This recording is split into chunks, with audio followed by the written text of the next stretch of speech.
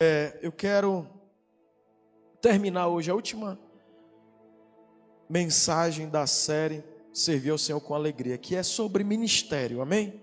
Quantos abriram assim o entendimento? Essa palavra, irmãos, me faz assim virar uma máquina assim do reino de Deus, assim, que nada me para, porque eu estou ajustado, e você e eu ajustado na motivação da palavra, da revelação do Espírito Santo, nada nos para, é ou não é? Você se converteu, irmão, recebeu a salvação, consequentemente, você recebeu um espírito de servo, porque Jesus, a Bíblia diz que ele é o servo, amém? E aí, lá em Isaías, né, o servo do Senhor, Isaías 42, depois lá em Filipenses, Paulo reforça, né, tende em vós o mesmo sentimento que houve em Cristo, pois ele sendo Deus, aí assumiu a figura de servo. Ministério é serviço. E dentro dessa, aqui no GC, tem uma programação para você se guiar aí, de 1 hora, né, 5 minutos para a dinâmica. Tem sugestão de louvor, que é os louvores do culto de domingo, amém? Ou a gente sempre dá uma relação aqui de alguns louvores que estão tocando na internet aí, que vão abençoar a sua vida. E tem uma dinâmica, às vezes que eu puder, por exemplo, hoje eu fiz logo antecipado, deu para me colocar uma dinâmica. E a dinâmica de hoje, para você fazer lá no seu GC, é a seguinte, é pegar 2 garrafas com água. Uma só gelada e uma outra congelada. E aí você vai dar para 2 líderes ali, 2 pessoas do GC, uma com a água gelada e uma com a água congelada. E aí os 2 vão servir ali uma parte do GC de água, amém? Quantos estão comigo aqui?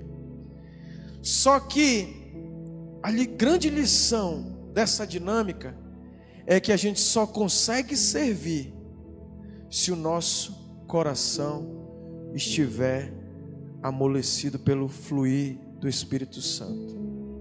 Porque tu já tentou servir uma garrafa de água congelada? Dura, não cai água. Então se meu coração estiver duro, petrificado, eu não vou conseguir servir. Essa é a grande lição, é ou não é, queridos? Eu só consigo servir se o meu coração for quebrantado e amolecido pelo Espírito Santo. Mas se estiver endurecido pelas frustrações, pelas dores da vida, a gente não consegue servir. Então, a grande lição é, diga para o seu irmão aí, que o teu coração seja um coração quebrantado pelo fluir da misericórdia de Deus, amém? Que você perdoe quem houver te ofendido, amém? Que você não se frustre com quem não fez da maneira que você queria, mas que você sempre se alegre em Deus, amém? E aí nós vamos agora para a ministração. Diga, um coração salvo é um coração que deseja servir. Você que está aqui hoje, você foi salvo. O Espírito Santo te deu uma nova natureza, amém?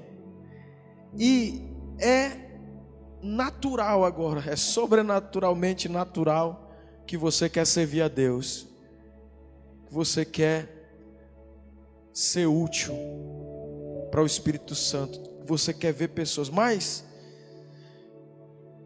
ministério e serviço é mal compreendido pela maioria das pessoas. Serviço é ministério, amém? Não é outra coisa a não ser servir e lavar os pés dos irmãos. Ministério. Ministério não é para mim mandar nas pessoas, controlar as pessoas. Eu estava vendo uma pessoa que é muito influente, e eu nunca imaginei, ela testemunhando, falando da vida de experiência ministerial, de quanto ela foi ofendida, que se ela fazia uma coisa, aí a liderança dela, tu estava soberba, arrogante e tal. Se ela fazia algo aí, e quantas lideranças equivocadas, querem mandar, controlar. E se a pessoa se destaca, já está com orgulho, está com não sei o quê. E porque tem uma motivação equivocada. E aí o ministério trava, porque vira uma doença. Quantos estão comigo aqui, queridos? Mas quando eu tomo a verdadeira essência do ministério, olha lá, vamos aqui para a palavra, queridos. Diga, ministério. Quando a maioria das pessoas escuta ministério, essa palavra, ela pensa logo em pastores, padres, sacerdotes profissionais. Mas Deus quer que cada membro da sua família exerça o seu ministério. Amém? E eu vou te provar isso pela Bíblia. Pastor, é todo mundo para ser ministro? É todo mundo. Não é pastor, não é padre, não é ministro de um sacerdócio profissional que tem que ter uma capacitação teológica. Olha lá. Mas a palavra servo e ministro são sinônimos. Ou seja, quando você está servindo, você está ministrando. Quando você traz um copo para cá, quando limpa a igreja, quando arruma as cadeiras lá do GC, você está ministrando. Amém, queridos? Qualquer atitude de serviço, a gente equivocadamente pensa que ministrar é pregar, pensa que ministrar é cantar, pensa que ministrar é orar. Não, ministrar é servir. Amém, queridos? E aí, olha só, queridos, se você é um cristão, você é um ministro. Diga para o seu irmão, você é um cristão? Um seguidor de Jesus? Você vive para fazer a vontade de Jesus, então você é um ministro. Quando você está servindo, você está ministrando. Quando, agora vamos para um exemplo prático, pastor, então como é isso? Quando a sogra de Pedro estava doente, e o Pedro estava atribulado, porque a mulher dele estava atribulada, porque a mãe dela estava doente. E essa palavra profética eu declaro sobre o meu sogro Valquimar, que está doente também, foi lá se consultar. Aí eu vi a aflição da minha mulher e aquilo me aflige, né? Meu sogro está com problema de saúde, que é o pai da minha esposa. Deixa ela aflita, consequentemente mexe comigo. É ou não é? Mas eu quero declarar uma palavra sobre a vida do seu Valquimar, sobre a vida do teu sogro, da tua sogra, do teu familiar, aonde houver alguém enfermo. A Bíblia diz que Jesus foi lá. Pedro, vamos lá na casa da tua sogra. Ele tomou ela pela mão e a febre deixou ela e ela começou a servir. Olha aí no slide aí, o segundo slide aí. Eu quero declarar essa palavra, queridos, pode passar. Outro termo relativo a servir a Deus, que é mal compreendido pela maioria das pessoas, é a palavra ministério, porque ministério e serviço é a mesma coisa. E aí olha Pedro aí, Mateus 8,15, e tocou-lhe na mão, e a febre a deixou, e levantou-se e os serviu.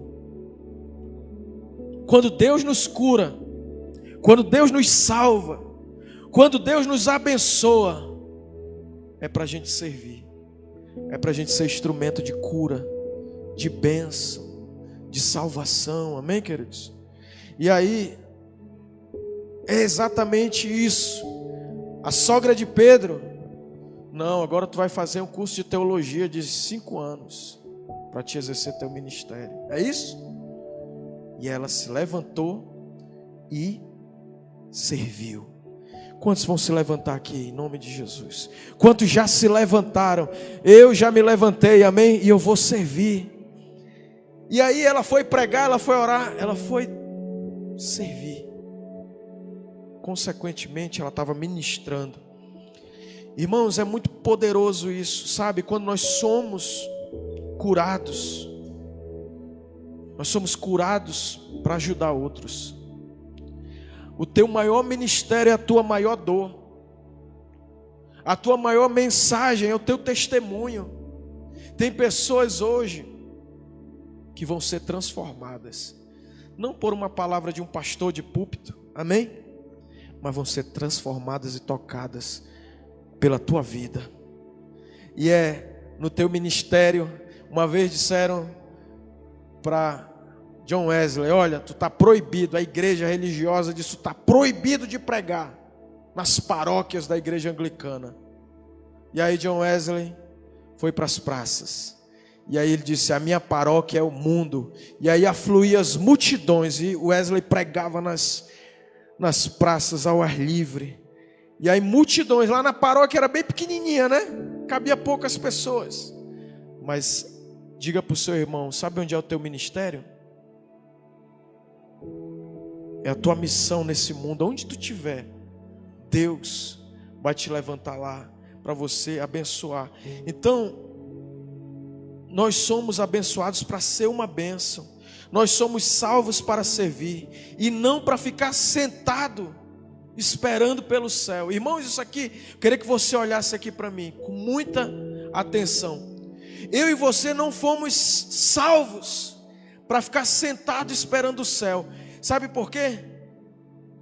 Porque a gente precisa fazer um questionamento, uma pergunta. Eu preciso fazer uma interrogação, uma pergunta para mim mesmo. Você já fez essa pergunta? Se Deus me salvou depois que eu aceitei a graça dele, não me salvou quando eu aceitei a graça dele? Então por que Ele não me leva logo para o céu? Ele me deixa nesse mundo aqui, nesse mundo decadente, de dores, de sofrimento. É ou não é, queridos? Quantos já se perguntaram isso? Sabe por que Deus não nos salva e nos leva logo para o céu, mas deixa a gente aqui nesse mundo? Ele nos deixa aqui para que eu e você possamos cumprir o propósito dele aqui na terra, amém? Uma vez que você foi salvo, Deus quer usar a tua vida para os objetivos dele, amém? Para os propósitos dele. Deus tem para você um ministério aqui dentro da igreja, que é servir uns aos outros, amém? Dentro do GC. Mas ele também tem uma missão para mim e para você no nosso mundo, no nosso universo. Aquele local lá você foi enviado por Deus. Você não está naquela família por acaso. Você não está naquele bairro por acaso, naquela rua por acaso. Você não está naquele trabalho lá por acaso. Quantas e quantas vezes no ambiente de trabalho que você está em intimidade, você já teve experiência de pessoas chegarem com você e pessoas chorando, precisando de algo de Deus, que tu sabe, meu Deus, é um problemão aqui, e de repente brota de dentro do teu espírito palavras, direcionamentos, palavras proféticas, a pessoa sai daquele ambiente e você está cumprindo o teu propósito. Diga: propósito de Deus é maior do que a minha própria vida, é maior do que o meu trabalho, é maior do que a minha casa, é maior do que a minha família, é maior, é para além. A tua casa, teu casamento, teu trabalho são importantes, mas você não está ali só para cuidar da tua família, amém? Você nunca se perguntou por que Deus não nos leva para o céu imediatamente após aceitarmos sua graça? Agora eu vou te provar como você tem um ministério. Olha aí, Efésios 4, 11 a 12. A gente pensa, quem tem ministério é pastor, é apóstolo, é profeta, aí tem bispo, aí tem várias nomenclaturas eclesiásticas, é ou não é? Aí o cara já não sabe, meu irmão, é tanto nome, antes eu era pastor, agora é bispo, é apóstolo, não sei o que, não sei o que. E a gente fica naquela, quem tem ministério é esses caras. Mas olha o que Paulo nos fala, esse texto de Paulo é o texto do ministério, olha o que ele diz. E ele mesmo concedeu uns para o quê? Apóstolos, outros para profetas, outros para evangelistas e outros para pastores e mestres. Para quê? Agora eu quero que você olhe com atenção. Com vistas ao aperfeiçoamento dos santos, para o desempenho do seu serviço. Em outras versões, para o desempenho do seu ministério, para edificação do corpo de Cristo.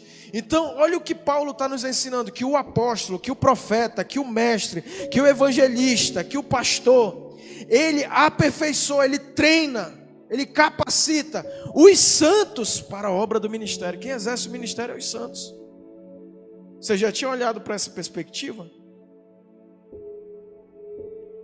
E os santos são o quê? Aperfeiçoados para a obra do ministério. Aqui nessa revista atualizada diz: para o desempenho, com vista ao aperfeiçoamento dos santos, para o desempenho do seu serviço, para a edificação do corpo de Cristo. Olha só, irmãos, a IEV já está numa nova dimensão, é ou não é? Todo mundo está trabalhando aqui, e a igreja está sendo edificada, e mais pessoas estão chegando, e mais pessoas estão vindo, e a tendência é a igreja ser edificada, porque você está servindo. Agora, imagina, pastor, eu não sou importante. Imagina o rim. O rim diz: eu não vou mais trabalhar hoje, eu cansei, estou estressado. Quantos já se estressaram assim? Já cansaram? Então eu estou cansado, eu estou estressado. O rim, ficou invocado o rim, eu não vou trabalhar. O que acontece? Todo o corpo sofre. É ou não é? E fica doente e vai precisar de uma intervenção médica, fazer hemodiálise, né?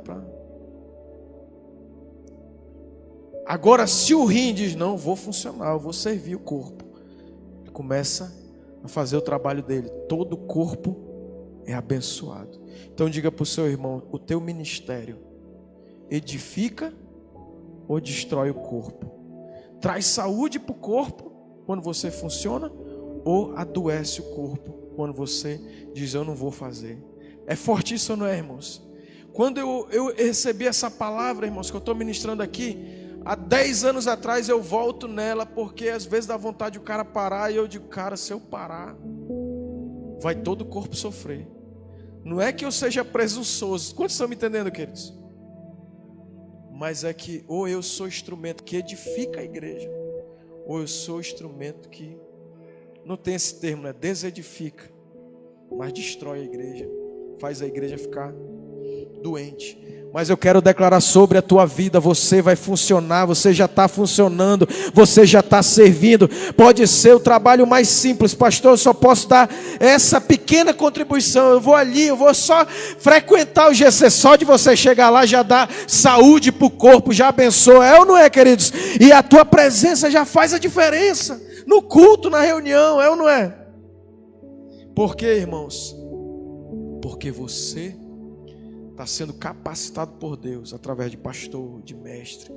Pastor não pode ser só pastor. A igreja tem que ter um ministério quíntuplo. A gente vai já terça-feira ter treinamento aqui. É para aperfeiçoar os santos. Não adianta a gente ficar falando: tu é abençoado, e você não fluir para você ser canal de bênção. Amém? E automaticamente você vai fluir. As bênçãos, o tio Deusinho ministrando, ó, a bênção vai correr atrás de ti. Não é tu que vai estar atrás de bênção, não. Porque tem muita igreja que os camaradas estão tudo atrás de bênção e não consegue, porque ele não flui na vontade, no objetivo, no propósito de Deus. Quantos estão comigo? Ele só quer a vontade dele, os benefícios dele, e aí ele vive atribulado, correndo atrás de bênção. A bênção ali vai, e a bênção quando ele chega. Não, a bênção, diga: a bênção está no lugar do teu propósito, no lugar onde você serve, onde você ministra, onde você está se doando. E aí a bênção vai correr. Tu vai dizer: não, tá bom, Jesus, eu já tem muita bênção na minha vida. Mas Jesus vai dizer: mano, tu está no lugar do teu propósito, está servindo ao meu propósito, aos meus objetivos. E agora te prepara, porque você vai ser alvo do meu favor, dos meus benefícios, das minhas bênçãos. Será que tem alguém aqui que é alvo da bênção de Deus? Quando você está no arado, servindo, Deus está te caçando para te abençoar. Eu não gosto desses termos, mas Deus vai te atropelar de bênção, amém? Deus vai te jogar um terremoto de bênção, uma onda de bênção, bênçãos abundantes, amém? E aí, queridos, você é chamado para servir. Deixa eu ver aqui. Isso vai ser, diga: eu fui chamado para servir. Enquanto você cresce.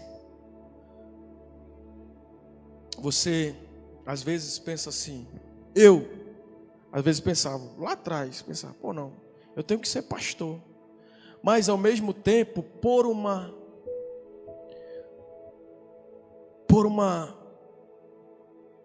fluir de Deus, eu já comecei a servir.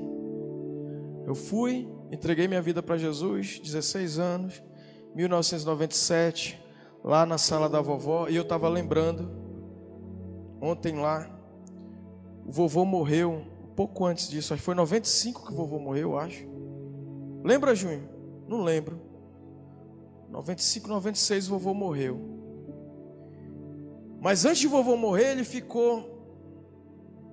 Teve um AVC, ficou acamado. Uns 2 anos. Tia Creuza cuidou muito dele.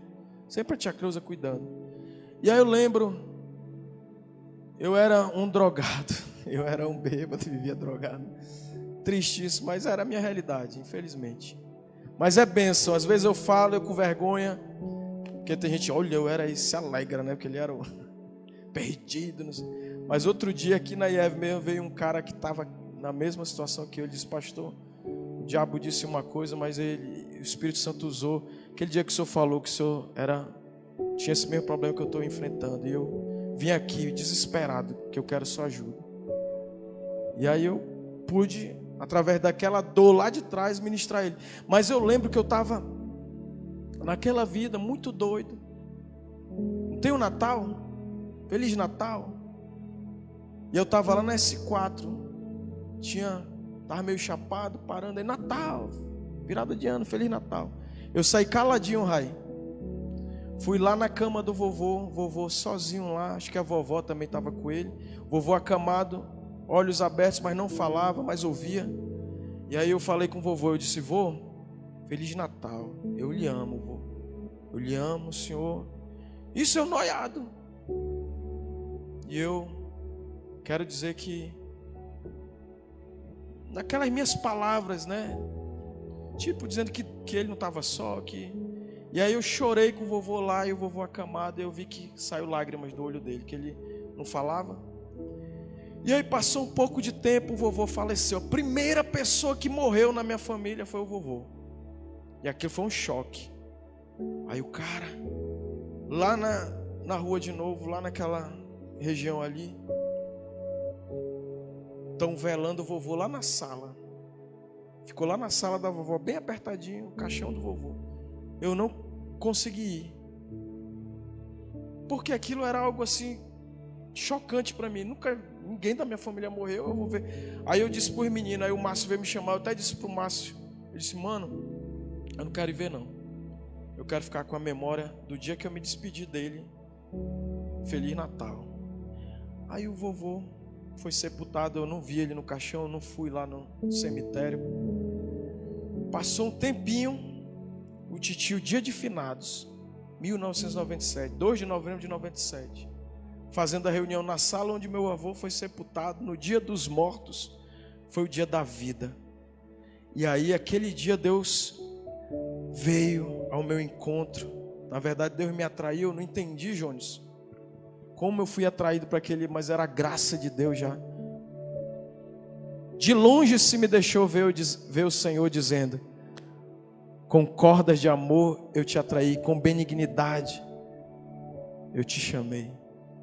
E aí eu comecei a chorar naquela experiência ali de salvação, que minha vida nunca mais... Eu voltei a ter várias quedas, foi 2 anos para mim me libertar das drogas, mas eu não consegui mais ser o mesmo Agno, eu não fumava, eu não usava nada de droga da mesma forma. O Espírito Santo começou a gerar aquela transformação poderosa, amém, queridos? Mas por que eu estou falando isso?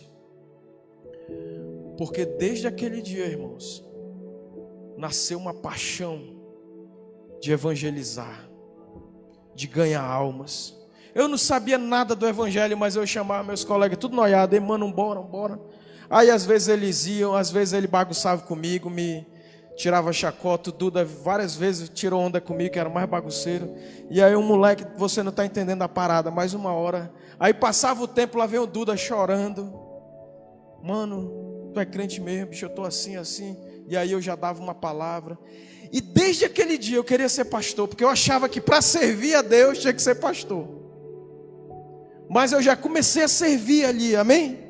Então quando você nasce de novo, não interessa se você tem uma credencial de pastor, de evangelista, de apóstolo, de bispo. Você já tem um ministério, você foi chamado para servir. E servir é amar as pessoas, é se entregar para Deus, para ser canal de Deus, para abençoar a vida das pessoas, amém?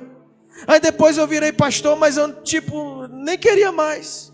Já era um bocado de pastor querendo me ungir. Eu, não, tá bom, já tá legal, eu tô pregando. Não, mas você precisa ser ungido. Aí o outro, não, tu precisa ser ungido. Diga para a pessoa que está ao seu lado aí, você precisa assumir o teu chamado. É mais do que um título. Chamado não é um título, amém? Quantos estão comigo aqui? Chamado não é um cargo na igreja. Chamado não é uma posição ministerial. Chamado é um serviço que queima, que eu tenho que pregar o evangelho, que eu tenho que orar, que eu tenho que aconselhar, que eu tenho que me importar com alguém, que eu tenho que mandar uma mensagem, que eu tenho que ligar, que eu tenho que visitar, que eu tenho que participar. Ninguém nunca foi atrás de mim para ir para culto, irmãos. Mas é o chamado que a gente está, e chega cedo, e chega cedo. Agora eu estou chegando tarde, porque aqui na IEV, irmãos, tem gente comprometida. Mas antes eu ficava preocupado desde o louvor. Chegava super. Davi e a Esther são acostumados, já nasceram já missionáriozinhos já. Mas diga para o seu irmão, chamado é para servir. Efésios 4, 11 e 12. Aí ele vai dizer, irmãos, olha, quem quer amadurecer aqui? Quem quer deixar? Eu já fui muito imaturo, fazendo confusão em copo d'água. O imaturo, ele faz confusão em copo d'água. É ou não é? Ele estraga. Mas aí Paulo está dizendo, para que não sejamos, depois no versículo 13, para que não sejamos mais como meninos, inconstantes, levados por todo o vento de doutrina. Quando você começa a servir, que você sai da qualidade de filho, de só, me dá isso, me dá aquilo. Na família biológica não é assim? O filho só exige, é ou não é? Aí quando você vira pai, quando você começa a servir, aí você entra em uma nova dimensão de maturidade. Assim é no ministério, quando tu começa, não, eu não vim aqui atrás de bênção, eu sou bênção, eu vou cuidar de alguém. A partir daí começa uma explosão de maturidade, de crescimento, de saúde na tua vida ministerial.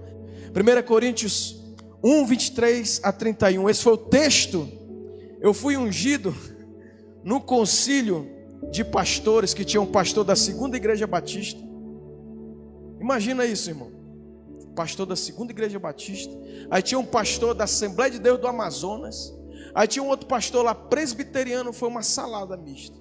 Aí eu nunca tinha sido ordenado, né? Aí eles tinha que se apresentar diante da banca deles lá e por que você deve ser ungido, pastor? Tipo, apresentar as tuas razões, né? De tua convicção de chamado. Aí eu li esse texto, irmãos. Eu disse, olha, Deus mudou a minha vida.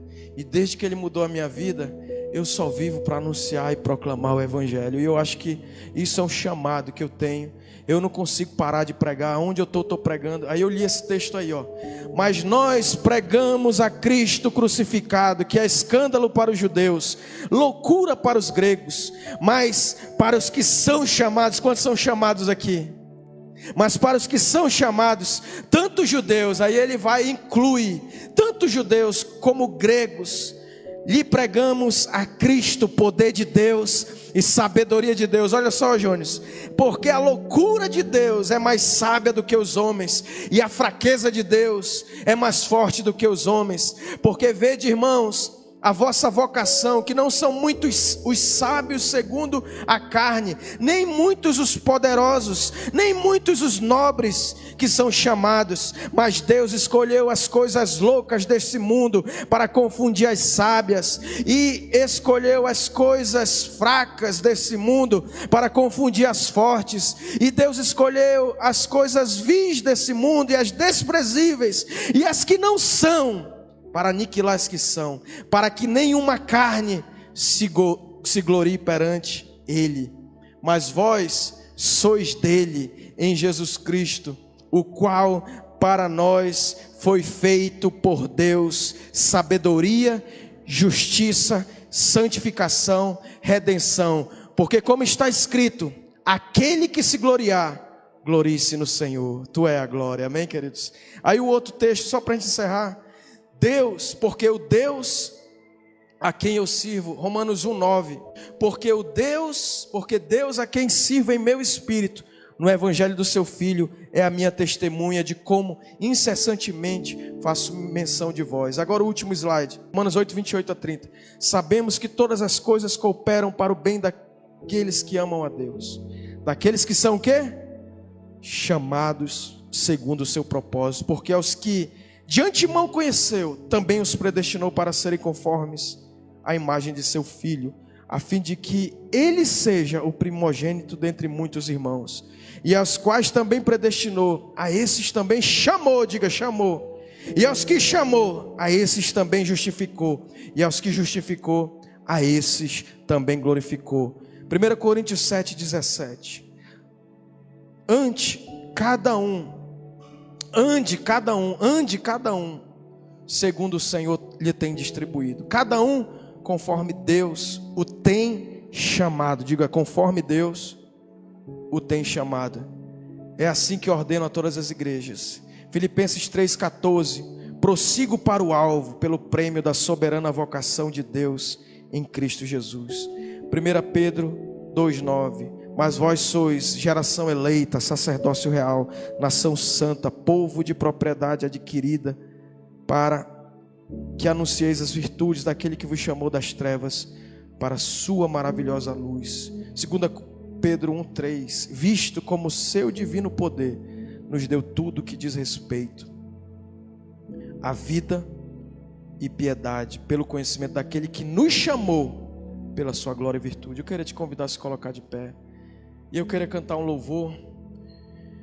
Eu queria que você colocasse. Eu sei que tem, pastor, isso aqui, eu já estou servindo a Deus. Isso reforça o teu chamado, amém? Isso reforça o teu trabalho no Senhor. Ah, pastor, eu já servi muito a Deus e estou meio parado, estou paradão. Mas hoje eu quero voltar a servir ao Senhor, amém? Eu quero me reconciliar com Jesus. É hoje, queridos. Você pode tomar essa decisão. Quero voltar para Jesus. Pastor, eu nunca fiz minha entrega verdadeira. Eu quero entregar minha vida para Jesus. Essa é a noite de você entregar a sua vida para Jesus. Você que está aqui, você que está aí na internet, você que está ao vivo agora, você que vai assistir depois essa pregação editada, Deus está te chamando. Para quê, pastor? Para você servir a Ele no corpo de Cristo aqui na IEV, ou na sua igreja local. Você que é de outra denominação, sirva Ele lá na sua igreja local. Aleluia.